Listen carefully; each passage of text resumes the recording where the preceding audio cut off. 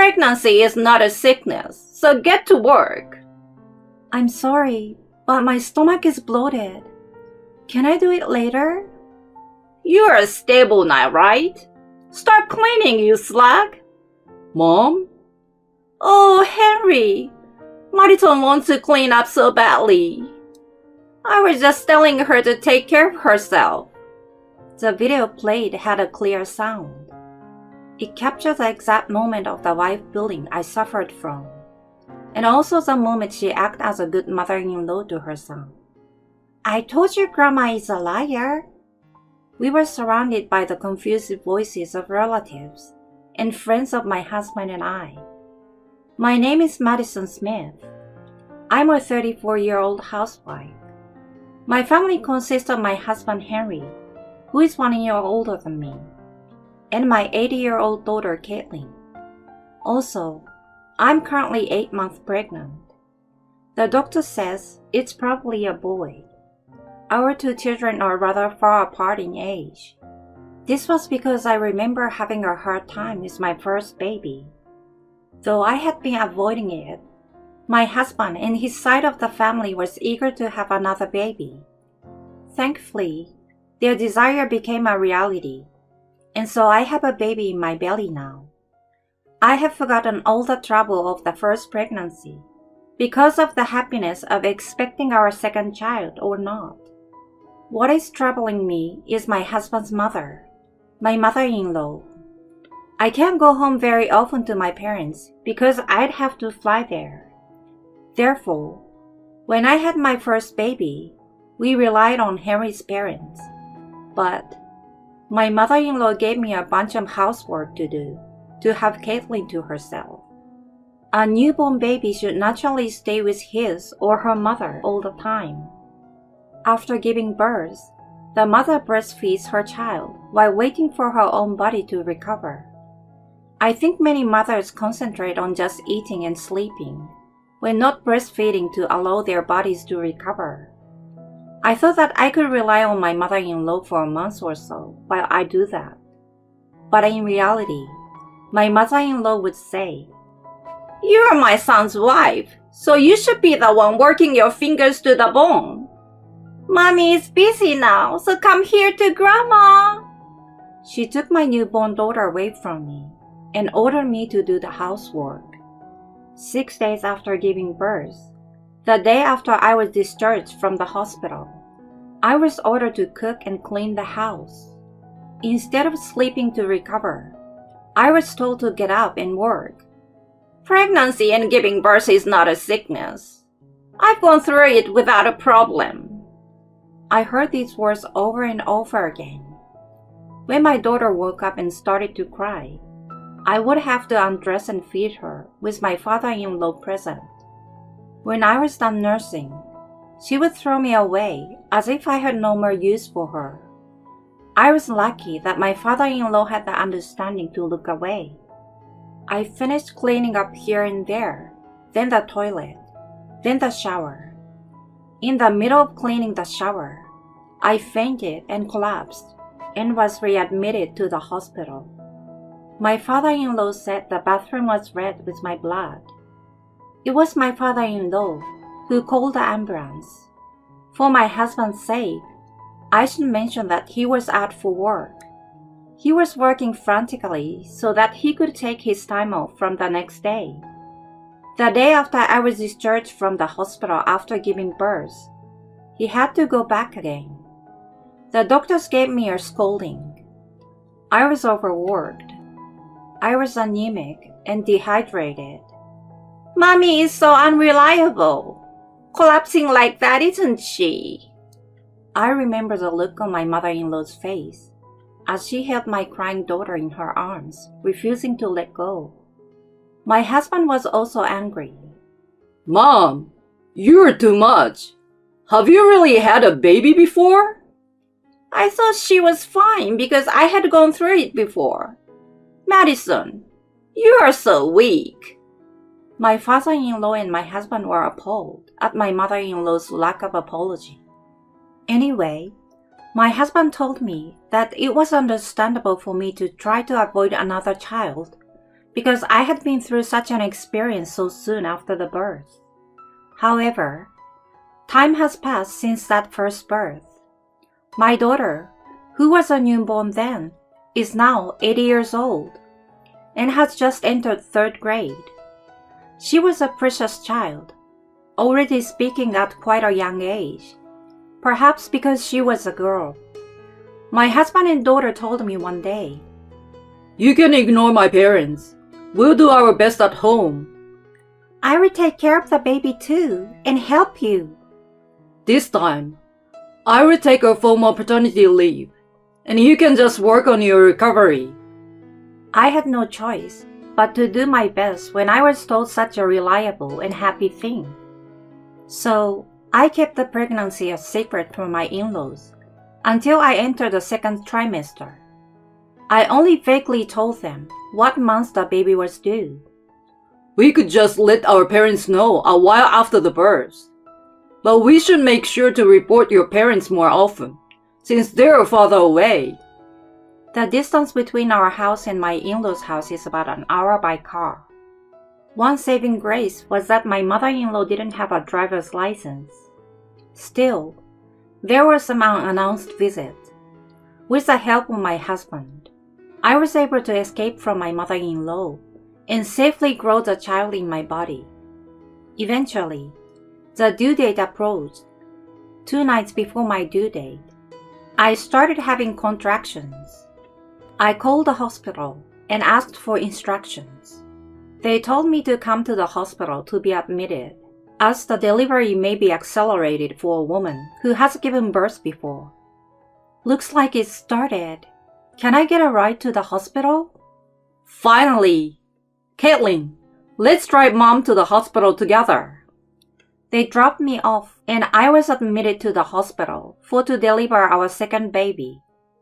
As is hospital policy nowadays, there was a rule that did not allow visitors until the time of discharge. I think it's a measure to protect expectant mothers and the babies. Now, I won't be able to see my family until I've safely delivered my baby. This made me feel stronger about my goal to safely deliver the baby and return home. I spent a lot of time on video calls with my husband until the contractions got worse. My daughter looked like an angel sleeping on my phone, and I couldn't help but take a picture of her. Later that night, I gave birth to a healthy baby boy. In general, first-time mothers are allowed to leave the hospital about 5 days after delivery, and those experienced are allowed about 4 days after delivery.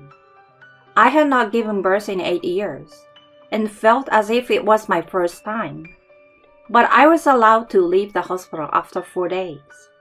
I heard that the contraction of the uterus are stronger than after first birth, and I think it was more painful than in the past. Even so, the newborn baby was undeniably cute. When I left the hospital, I asked my husband, who was now on paternity leave, to pick me up. It was still before noon, so my daughter was at school. I can finally show you and Caitlin our new baby. We have to celebrate when Caitlin gets home from school. I will get everything ready. I never thought that this would be the last conversation I would have with my husband. It's been about 2 hours since the call. My husband had not yet arrived to pick me up. I was waiting at the hospital with my newborn son in my arms. I stared at my phone, wondering what was wrong, since I hadn't heard from him. Then, I received a call. It was from Heather, my husband's sister. I'm sorry to call you at such a busy time. Could you stay calm and listen? Henry was in a car accident and has just been rushed to the hospital. I don't remember how I got to the hospital after that. I think I took a cab with my son in my arms. When I arrived at the hospital, my sister-in-law was waiting for me at the entrance. She took me to a place that was neither a hospital room nor a treatment room, but what seems to be a mortuary. No way! It was like I was having a nightmare. Someone was lying there covered with a white cloth. No way! This can't be my husband. How can you be so late even though you're his wife? My mother-in-law's shrill voice snapped me back to reality. It's your fault, Madison. It's all your fault. I couldn't understand what was going on from my mother-in-law's emotional yelling. But my sister-in-law explained it to me. My husband had been in a car accident on his way to pick me up. He was driving his car when he collided head-on with a truck that had swerved into oncoming traffic. The truck driver may have fallen asleep at the wheel. Regular passenger car versus a large truck. There was no way he could win, and my husband passed on the spot. My sister-in-law, who had just lost her brother, told me while holding back her tears. One of the police officers knew my sister-in-law, and so she was contacted before I was. At a time like this, it must feel terrible. With your baby just born, please try to stay strong. My husband, Henry, was taken from us without him ever seeing his son. Our son doesn't even have a name yet. We were still deciding together. How am I going to explain this to Caitlin? My son in my arms started crying. I think he was hungry. Shut up! Make him stop crying! My mother-in-law shouted again. It's a terrible and absurd thing to tell a newborn baby to stop crying. If you had a baby, you should have let us know. Such a wife with bad timing. Nothing can be helped with those words. I couldn't take my husband home right away because he had died in an accident and needed to be autopsied. I waited 2 days, and his body was taken directly to the funeral home. I was the chief mourner. My father-in-law accompanied me and helped with the funeral arrangements. My sister-in-law, who already had 3 children, helped take care of my son while I did that. My mother-in-law kept repeating like an incantation that my husband died because of me. Mom, don't say things like that to Madison when she's in the worst pain. I'm the one who lost my precious child that I gave birth to while in pain. My mother-in-law made a fuss about how she should be the chief mourner and how everything was my fault. She used to take away my newborn daughter, but now she doesn't seem to care about her grandson. I was so tired and sleepy at the wake, but I couldn't sleep now. I had to be a good mourner so that my husband wouldn't be worried when he'd leave us. I kept that in mind and stayed careful. I was the only person who could protect my children. I thought I was doing well while doing all that and breastfeeding my baby every couple of hours. But in the middle of greeting the people who attended the funeral, I collapsed. I thought I heard someone's words, but I couldn't do anything. When I came to, I saw my mother-in-law's face turning red in front of me. I must have been unconscious for several minutes. In a corner of the funeral home, I heard an ambulance approaching. Caitlin, alongside my parents, who had flown in, were by my side. Daddy told me to protect Mommy from Grandma. Here's the proof. My daughter was holding my husband's phone in her hands. I do remember handing her his phone, miraculously intact, but with a practiced hand, she unlocked it and played a video. Pregnancy is not a sickness, so get to work. I'm sorry, but my stomach is bloated. Can I do it later? You are stable now, right? Start cleaning, you slag. Mom? Oh, Henry. Madison wants to clean up so badly. I was just telling her to take care of herself. The video played had a clear sound. It captures the exact moment of the wife bullying I suffered from, and also the moment she acted as a good mother-in-law to her son. I told you Grandma is a liar. We were surrounded by the confused voices of relatives and friends of my husband and I. Oh, I remember now. It was a video of when we visited my in-laws one time before our son's birth. My husband was looking out for me, but my mother-in-law would take advantage of every chance she got to bully me. Hey, Caitlin, give me that phone. No way! I know you're going to try to erase this. As my mother-in-law tried to take the phone away from Caitlin, my parents interrupted. Mrs. Smith, what is this all about? Oh, Mr. Miller, it's just Caitlin messing around. It's a misunderstanding. Miller is my maiden name. I'd like to talk to you over there. My red-faced mother-in-law was taken away by my parents. They seemed to be heading to the rented car parked outside. Caitlin, what did you tell everyone?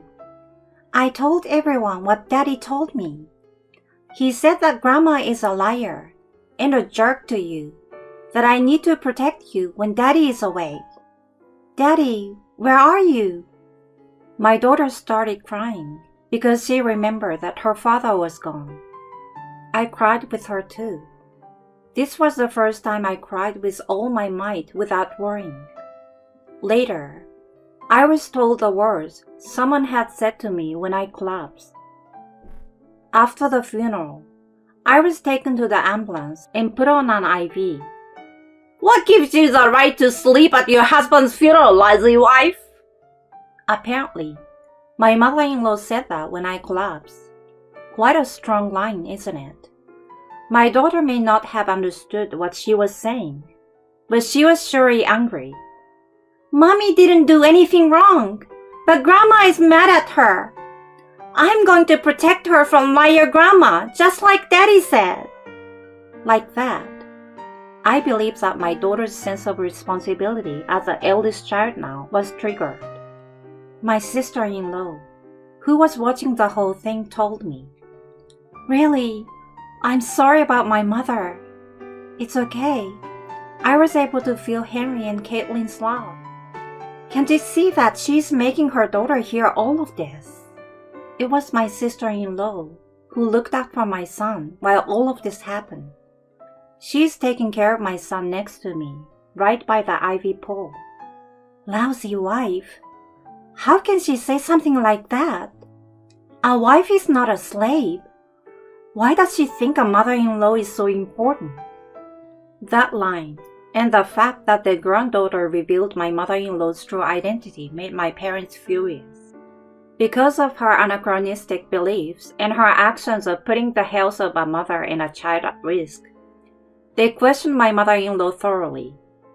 Of course, my mother-in-law evaded the questioning, saying that it was a misunderstanding, or that she was just trying to be nice. Then, my father-in-law said something very bluntly. How can you face Henry when you've been harassing Madison like that? Even my mother-in-law fell quiet. He continued, I can't deal with you anymore. My mother-in-law couldn't say anything back. After all that talk, I returned to the funeral home and boarded the bus. I cremated my husband about 2 hours later than scheduled. After a month, at my husband's memorial mass, I was generally feeling better. My son, whom I named Hunter, taking my husband's first letter, is also doing well. My mother stayed over to help me until the memorial mass was safely over. She cooked meals for me and my daughter and took care of the house for me. I experienced for the first time what it means to be taken care of as a postpartum mother. There were many things that happened. First, my sister-in-law declared to her own mother that she no longer wanted connection with her. In addition, my father-in-law and mother-in-law divorced, a middle-aged divorce. Of course, my mother-in-law said she didn't want either one of them. My sister-in-law spit out that she didn't want a mother who could be a bad influence on her and her family. My father-in-law said that their values are too different, and that he no longer has anything but hatred for her. My mother-in-law never had a mother-in-law herself. My father-in-law's mother died before they were married, so she only had a father-in-law. Pregnancy and giving birth is not a sickness. I don't think she has the right to say this phrase repeatedly to me. My mother-in-law's reason for her actions was not because she wanted to pass on the mistreatment she had received from her mother-in-law. My sister-in-law was furious at my mother-in-law's actions that came from her malice. My father-in-law and mother-in-law divorced shortly before the memorial mass, and my mother-in-law was forced to leave the house. Her aging parents were in an institution, and she had no one to turn to, so she went to her daughter's house. Don't be silly. I don't see you as my mother anymore. And so, she was turned away. Next, she called my house, and my mother answered the phone. Oh, Mrs. Smith, I've heard you've been through so much. But thanks to you, my daughter had a much harder time. I heard the other day that right after Caitlin was born, you made my daughter work to bleed. No, Madison didn't say anything. All she said was that she fell by accident. Your husband. Oh, he isn't your husband anymore, is he? Your ex-husband told me about that time because he was the one who called the ambulance. And even this time, it happened right after the baby was born. And the funeral was right after she was discharged from the hospital. It must have been hard for her. But to tell her not to sleep when she collapsed, or to be a lousy wife, it's just too much. Who the hell do you think you are? Oh, did I already make this complaint the other day? So yes, neither my daughter nor the Millards here will provide any assistance. My daughter is too busy with her own life, and we do not wish to be associated with you any longer. That's right, never. That's why we are asking you to stop contacting us. Caitlin? Caitlin doesn't want to see you anymore either. If you come near her, I will report you to the police. Thank you for your understanding. Goodbye. While I was breastfeeding Hunter, the relationship with my mother-in-law was broken off over the phone. My mother-in-law is only 58 years old, not old enough to receive a pension. She has received a share of the property, but she will have a hard time living from now on. She just shamed all the relatives at the funeral by acting like a terrible mother-in-law. She may not even have a guarantor to rent her house. She's my husband's mother, so I sometimes almost inadvertently show her mercy. But my father told me that I have to get rid of her in order to protect myself and my children. I was a little nervous going into the memorial mass. If my mother-in-law showed up, I was ready to firmly reject her. But my mother-in-law didn't show up. I can't believe she's a woman who can't even show up at her son's memorial. What a woman. All I can say is that it was a good decision to leave her. My mother-in-law hasn't even visited her siblings. None of her relatives know where she is. The only thing they could tell us was that my husband's cousin saw her under a bridge. I'm sorry to hear about her downfall, but I can honestly say it's a relief. Oh yes, my father-in-law graciously apologized to me. I'm sorry I didn't stop her from doing that, even though I was aware of it. I wonder if I can continue to be a grandfather to my grandchildren. Of course. After all, I'm Henry's wife. I'm sorry, and thank you. I consider my father-in-law a man of goodwill, from when he looked away from me breastfeeding. If she shows up, I will deal with her. That's what he said, and I'm grateful to him for that. The memorial mass is about to begin. I wonder if my husband in heaven is watching over us. You will have to wait another 40 or 50 years before I can see you again, Henry. I want to see my happy children for you. I will do my best, so just wait for me, okay? Thank you for watching to the end. Please don't forget to subscribe to our channel. See you in the next video.